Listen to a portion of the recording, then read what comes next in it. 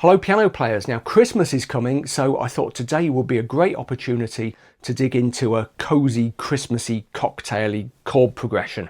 Kind of in the sleigh bells roasting on an open fire, I'm dreaming of a winter wonderland kind of space. What I'm going to do is play through a classic Christmas chord progression. We'll come to what it is in a second. Just demonstrating a variety of chords. Some of them quite simple, some of them a little bit more elaborate. As I'm playing, I'll have the chords on screen, the basic underlying chords, but I'll also add some annotations showing what I'm doing. And then afterwards, we'll have a little bit of a discussion and dig into some of the chords that I was actually using. For my song, I'm actually going to go into one of the Quartet apps. I talked about Quartet a few weeks ago. It's a play-along app, basically, for those of you who are into kind of jazz and cocktail styles with recorded piano, bass, drums and sax. Actually properly recorded ones, yeah. They've spent a lot of time in the studio getting this together, and hundreds of different chord progressions to choose from across the 5 Quartet apps. The Quartet guys are sponsoring me to make this video, like the last one, but I only do that with stuff that I really like. And I've literally been using Quartet every day since I got my hands on it. Okay, it is that good. It's made a real difference to my improvisation practice especially, but it's brilliant for people at every level. Yeah, so if you're just starting out and learning chords, Quartet can really help you with the whole play along, getting you into the groove of something.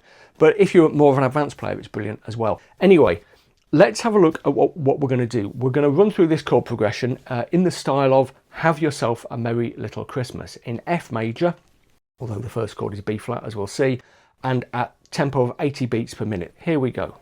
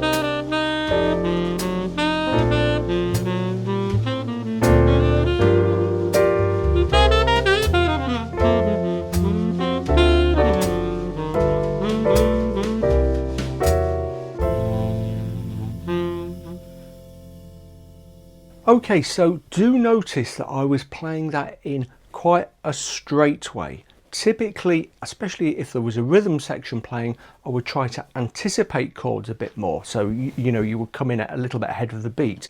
1, 2, 3, 4, 1, 2, 3, 4, especially in the right hand. That's quite a common thing to do. But if you do it solo, it's really easy to lose kind of quarter beats. Also, if you do it too much within a performance, it starts to draw attention to itself. Yeah, but it's something that I was deliberately mostly steering away from there. But beyond that, I was playing around quite a little bit. There was a little bit of quite basic rhythmic playing around because I wanted to give you quite clear shots of the chords.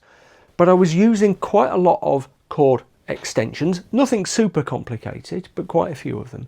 And also some chord substitutions where we change the actual chord itself, but retain the function, we retain the job it does in the chord progression. So just thinking about those two things in order. First of all, extensions first. That's where you take quite a simple chord like F major 7, which in the Quartet app you'll have seen on screen is notated as F triangle 7. Okay, so when you see triangle in jazz chord notation, it's just short for major. Typically on the channel I would write these things out F MAJ 7, but in a lot of jazz progressions you will just see a triangle there. Okay, but that's all it means. There's your basic chord, F major 7. We can extend that by just going up in thirds. So thinking about the underlying scale of F major, all the white notes apart from B flat, we can go up 1, 2, 3. Always counting the first note when we're calculating intervals. That gives us F major 9. Go up another 1, 2, 3. We run into that B flat, F major 11, and then 1, 2, 3, F major 13. Okay, now a couple of things to say about this. Often, if we're playing the full F major 13, we won't play all the notes, we'll miss some out. So you might have seen me play something like that.